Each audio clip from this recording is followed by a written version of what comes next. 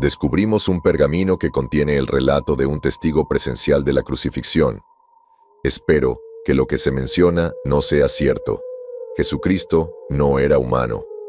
Hola querida comunidad de Relatos para la Noche. Quiero contarles que historia siempre fue mi materia favorita. Siempre supe que estudiaría historia al terminar la secundaria. Después de 4 años, finalmente me gradué y comencé a trabajar en un equipo de investigación de campo. Fue absolutamente abrumador estar en primera línea entre el mundo moderno y el antiguo. Siempre evaluábamos las investigaciones de los historiadores e identificábamos la ubicación de posibles sitios, donde realizábamos excavaciones para descubrir cualquier cosa que pudiera ser útil. Mis colegas y yo estábamos muy ansiosos por encontrar hallazgos innovadores, como la piedra de Rosetta o los rollos del Mar Muerto, pero nos alegramos bastante de encontrar fragmentos de cerámica. En cualquier caso, el propósito de este texto es explicarles y revelarles a todos uno de los mayores descubrimientos que he hecho. Fue tan trascendental que me temo que podría tener grandes implicaciones para el mundo en el que vivimos hoy. Estábamos excavando un yacimiento en la ciudad italiana de Volterra, donde agricultores que araban los campos habían descubierto los restos de una antigua villa romana. Descubrieron evidencia de los cimientos y encontraron algunas monedas que datan del reinado del emperador Vespasiano. Por casualidad me encontraba en Italia en ese momento y me llamaron para participar en las excavaciones. Lo que encontramos fueron principalmente objetos domésticos típicos romanos, además de algunas armas y mucha infraestructura dañada. Parecía como si la villa hubiera sido destruida por un incendio y hubiera habido una pequeña escaramuza antes de perderse hasta ahora. Sin duda, el mejor hallazgo de este sitio fue el pergamino parcialmente quemado, pero perfectamente legible. Sorprendentemente, había sobrevivido todos los años bajo tierra, y la humedad no le había dado señales de deterioro. Fue escrito principalmente en griego, y todos estábamos muy ansiosos por traducirlo. Algunas palabras no se pudieron expresar con claridad, ya que el autor debió tener una escritura confusa. Lo enviamos inmediatamente a un experto para que lo examinara y descifrara adecuadamente, y para que el pergamino se conservara en buen estado.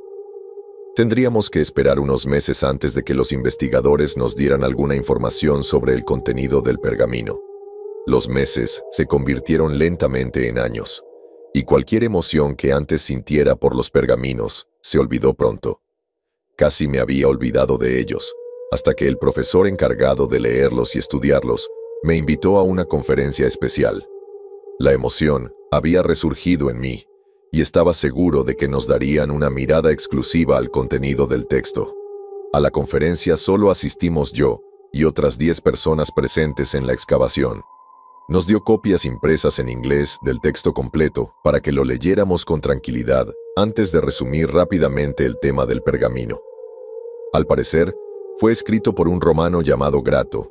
En él, básicamente, ofrece un testimonio presencial de la crucifixión de Jesucristo. Esto fue, sin duda, bastante extenso. Su origen se remonta al menos al año 80 después de Cristo, por lo que la probabilidad de que el autor estuviera presente en la crucifixión era bastante alta. Ha habido muchos otros relatos de la pasión de Jesús, narrados a través de fuentes menos fiables, escritos mucho más tarde, en siglos posteriores. Solo había una fuente fiable sobre la vida de Jesús, el Evangelio de Juan, escrito por uno de sus propios discípulos. Posiblemente parcial, pero al menos fue escrito por un testigo presencial. Estos pergaminos eran muy interesantes, señaló el profesor, ya que fueron escritos por alguien que no estuvo presente con Jesús y que no tenía ninguna relación con su ministerio. Se trata básicamente del relato de un romano que supervisó toda la crucifixión y de los extraños sucesos que presenció desde su perspectiva de no creyente. El profesor insistió en que era muy interesante y que realmente podría tener el potencial de ser un gran hallazgo y una fuente externa de la Iglesia con respecto a la vida de Jesucristo. Estaba más decidido que nunca a leerlo. Al volver a casa, me sumergí de lleno en él. Solo constaba de 6 páginas a 4, así que pude leerlo todo de una sentada. No podía creer lo que leía, lo que decía este Gratus. O bien, debe haber estado muy en contra de los cristianos en el momento de escribir, o, basándose en la naturaleza suplicante de sus escritos para hacer que el lector le crea, era sincero. Tuve que volver a leerlo. Una vez que terminé, lo leí una y otra vez hasta que lo repasé casi 8 veces. Lo que Grato había escrito, lo que describió de los acontecimientos de ese día, bien podría cambiarlo todo.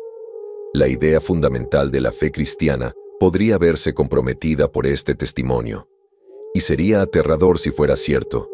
Para su propio beneficio, el contenido del pergamino se adjuntará a este texto. Tenga en cuenta que no ha sido alterado en absoluto, y lo que está a punto de leer es el relato 100% auténtico de los pergaminos. Realmente espero que no necesites leerlo tanto como yo para comprender plenamente sus ramificaciones. Realmente espero que lo mencionado no sea cierto. Me llamo Grato Casio Longino. Nací en una familia de renombre, nieto del infame Casio, quien ayudó a orquestar el asesinato de Julio César. Éramos una familia patricia, con mi padre Quinto, un renombrado general y senador, con una vasta cartera de bienes agrícolas repartidos por todo el imperio, como mi modelo a seguir. Él y mis 2 hermanos mayores tenían una presencia significativa en el Senado. Obviamente, mi destino era seguir sus pasos y continuar las tradiciones centenarias de mi familia, y eventualmente formar parte también del Senado. Siempre soñé con ascender al cursus honorum y convertirme en cónsul de Roma, aunque solo fuera por un mandato. Sería lo más cerca que podría estar del poder del emperador. El propósito de esta obra no es describir el mundo romano ni a mi familia. Tampoco pretendo presumir de mis hazañas y logros. Deseo relatar un acontecimiento muy significativo que ocurrió cuando era tribuno en Siria, a los 23 años.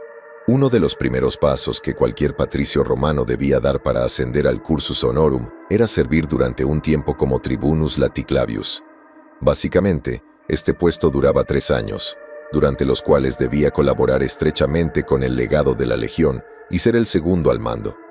Una vez completado, podía regresar a Roma para convertirme en quaestor y comenzar oficialmente a desempeñar un papel en el Senado. Era mi último año como tribuno de la Legión Gallica, bajo el mando de Lepso.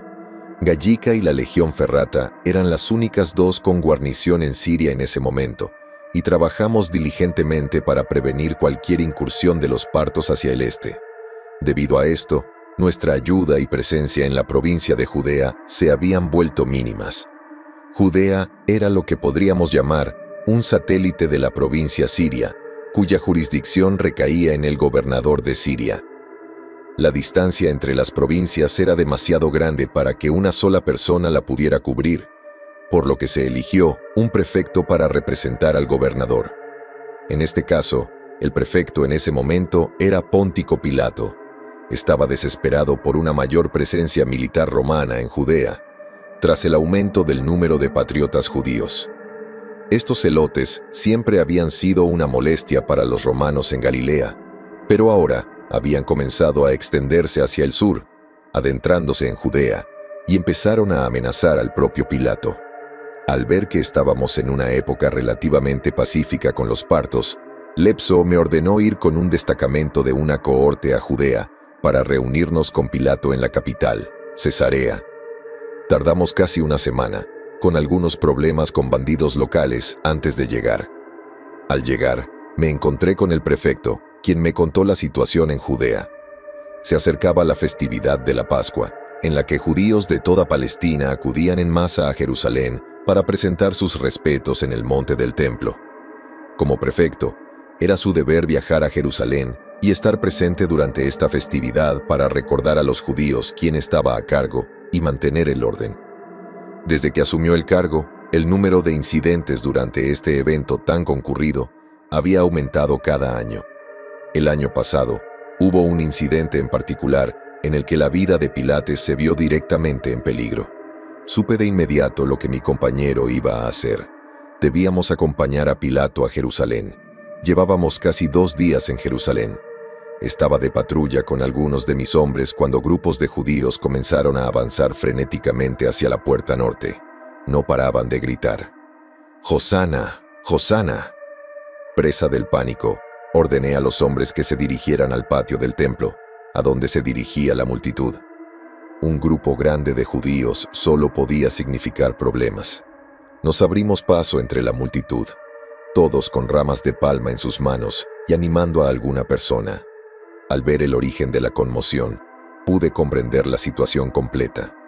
Un grupo de hombres de aspecto robusto se abrió paso entre la multitud, sujetando las riendas de un burro que estaba montado por algo. Y debo enfatizar la palabra algo. Era una figura humana, pero no era humana, no era alguien, sino algo que no podía comprender. Su piel era de un tono anormalmente pálido, y sus ojos eran como los de una araña, oscuros y vacíos, con pequeños ojos alrededor de la cabeza.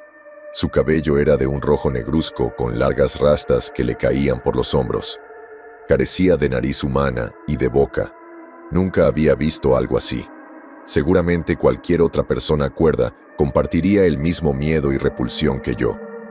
Me volví hacia uno de mis soldados y le pregunté qué demonios creía que era esa cosa. «Bueno, parece un gran líder del pueblo, señor», respondió el soldado. Frustrado, enfaticé lo que quería decir en términos de su apariencia. El soldado me miró desconcertado. «Bueno, por su pelo largo y asqueroso, su barba y la ropa rudimentaria que viste, sin mencionar su tez oscura, me atrevo a decir que debe ser un hombre del campo». Esto no tenía sentido. ¿Era ciego este soldado o qué? Esta criatura no tenía barba. Tampoco parecía tener la tez oscura. El miedo empezó a apoderarse de mí. ¿Qué plaga ha poseído las mentes de estos pueblos para que alabe a una criatura tan vil? No tenía explicación para lo que veía y necesitaba que alguien más estuviera de acuerdo conmigo. Empecé a preguntarles a más soldados qué veían, a lo cual solo confirmaron lo que el primero había descrito. Debí estar volviéndome loco. ¿Cómo era posible que ningún romano en su sano juicio viera esto? Me volví hacia un judío que estaba en trance, alabando al hombre a gritos, saltando de alegría mientras agitaba su palma. Lo agarré por los hombros, lo obligué a mirarme a los ojos y le ordené que me explicara qué era aquello que adoraba. El hombre no perdió su alegría ni su felicidad. Debió de estar bajo el hechizo de aquella criatura. Continuó explicando que este era el Mesías y que su nombre era Jesús. Fue un gran profeta y maestro de las escrituras judías, y se decía que incluso tenía poderes para realizar milagros. Grité a todo pulmón, preguntando qué era aquello real que estaba encima del burro. Mientras hacía esto, me sobresaltó la presencia de mis hombres, quienes procedieron a separarme del hombre y arrestarlo, creyendo que me habían atacado. El pobre judío era inocente, pero a pesar del trato brutal de mis soldados, permaneció allí con una sonrisa de paz. Esto no le afectó en absoluto. Para cuando los soldados terminaron el arresto, los judíos de mi zona comenzaron a dispersarse, lo que permitió ver claramente lo que estaba sobre el burro. Al mirar en su dirección, a unos 100 metros de distancia, me quedé paralizado. Me encontré con sus ojos oscuros y vacíos, mirándome fijamente. Era como si fuéramos los únicos presentes en ese preciso instante, y no estuviera toda la multitud. Durante lo que me pareció una eternidad, nuestras miradas no se apartaron, y me sentí atraído por su mirada. Siguió avanzando entre la multitud, y se abrió paso hacia el complejo del templo, aún clavado en mi vista. Cuando finalmente lo perdí de vista, recuperé la conciencia, donde mis soldados esperaban mis órdenes sobre qué hacer a continuación. Les dije que se quedaran, mientras yo regresaría apresuradamente ante Pilato para contarle lo que había visto. Como era de esperar, Pilato pensó que me estaba volviendo loco. ¿Cómo podía existir una criatura tan vil como la que le describí? Me mantuve firme y seguí insistiendo en mi versión de los hechos, pero Pilato se impacientó y me despidió, diciendo que vería a este hombre con sus propios ojos cuando llegara el momento. Para no arruinar mi reputación como tribuno tan cerca de mi regreso a Roma, saludé al prefecto y esperé a que se desarrollara el asunto. De todos modos, esta situación ya estaba en el punto de mira de todos debido a la gran reunión que siguió.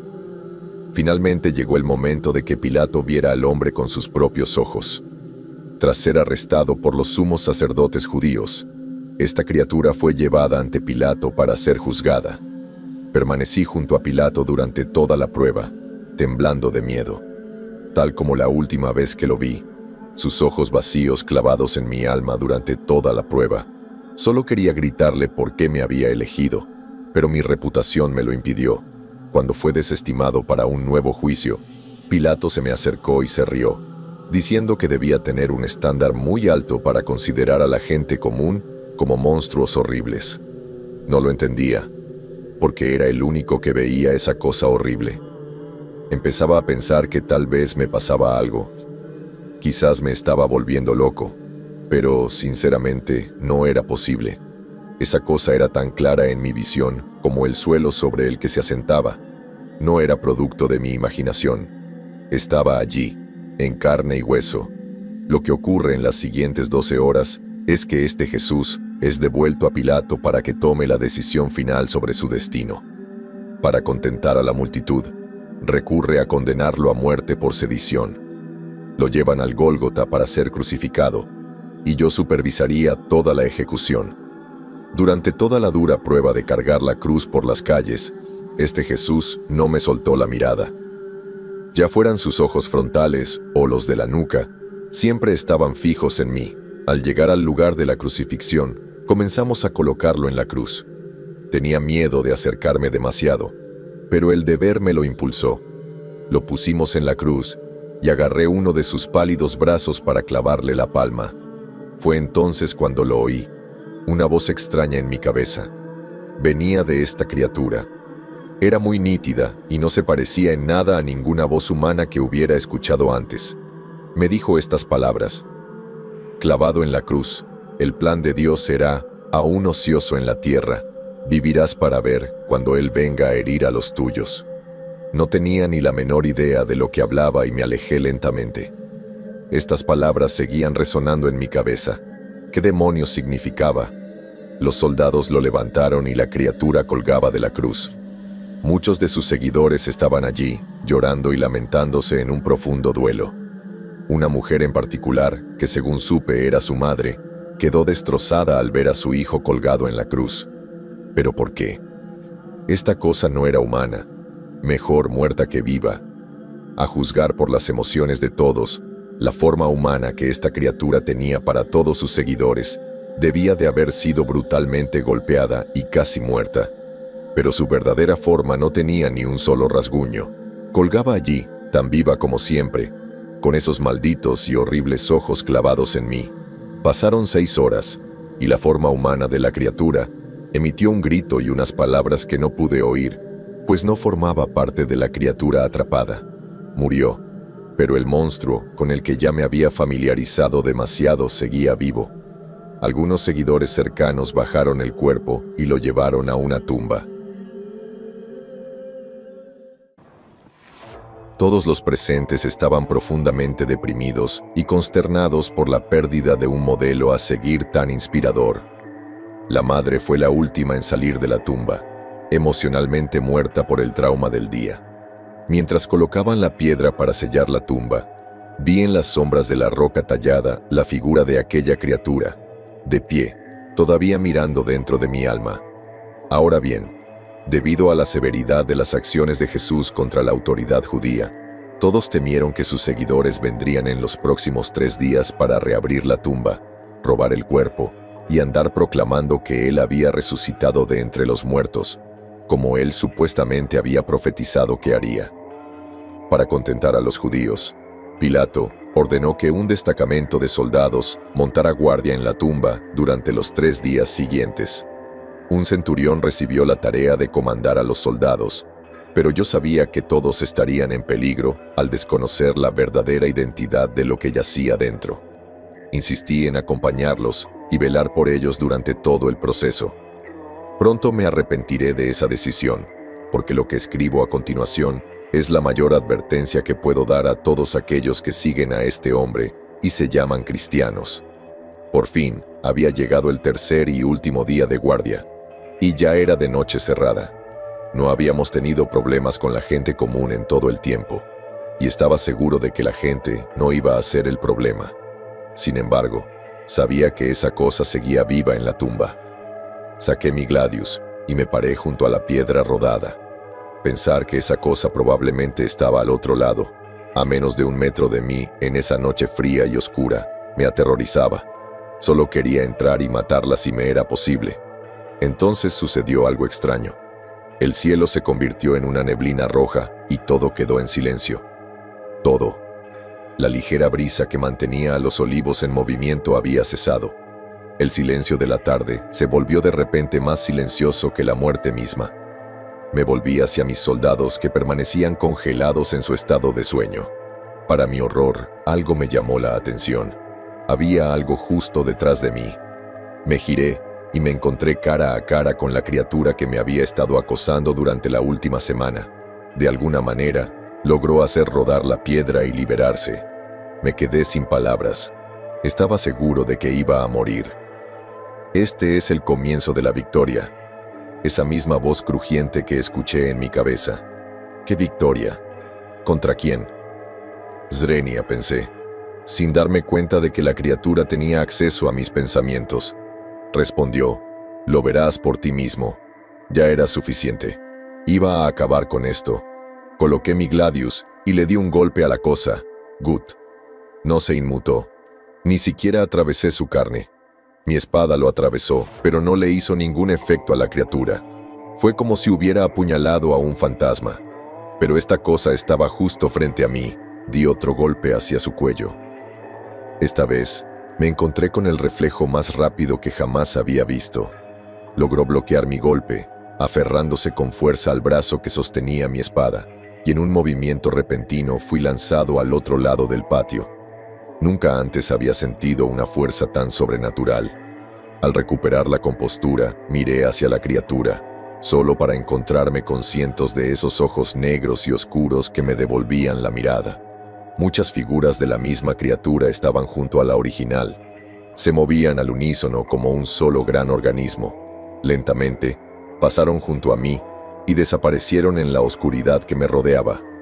Finalmente, llegó la criatura original, mirándome por última vez y dijo, «Nos volveremos a encontrar». Y también se desvaneció en la oscuridad. En el instante en que desapareció de mi vista, la neblina roja desapareció y la noche volvió a la normalidad. Mis hombres seguían durmiendo como si nada hubiera pasado. Pero allí, ante mí, la tumba estaba abierta de par en par. No tenía ni idea de cómo explicarlo. No podía creer lo que había presenciado, y ver que había cientos de estas cosas me dio escalofríos. ¿Qué demonios tenían planeado para la humanidad? ¿Y por qué tenía que ser yo quien viera crecer su plan? Lo que sucedería después se descontrolaría por completo. Lo que aparentemente comenzó como un culto judío, se extendió rápidamente por el mundo romano. Los seguidores de esta criatura, al hombre al que llamaban Jesús, predicaron su palabra por todo el Mediterráneo. No tardó mucho en llegar a Roma. Tenía muchas ganas de investigar este culto y me quedé completamente impactado al escuchar sus enseñanzas principales. Amarnos los unos a los otros como a nosotros mismos. Era un culto basado en la fraternidad universal y la paz. Siendo sincero, fue casi revolucionario en el mundo romano, aunque era muy improbable que se extendiera pronto debido a la presencia de esclavos y la plebe menor. Mientras escribo esto, el culto al cristianismo sigue extendiéndose y sus seguidores siguen creciendo. No sé hasta dónde llegará ni si alcanzará una mayor magnitud. Solo sé que algo siniestro impulsa a esta nueva secta. Sus buenas enseñanzas y palabras pacíficas son solo un disfraz para un plan mayor. No puedo decir qué es en este momento. Lo que sí puedo decir es que, fuera lo que fuese la criatura que vi crucificar, no era algo que quisiera llamar mi Salvador.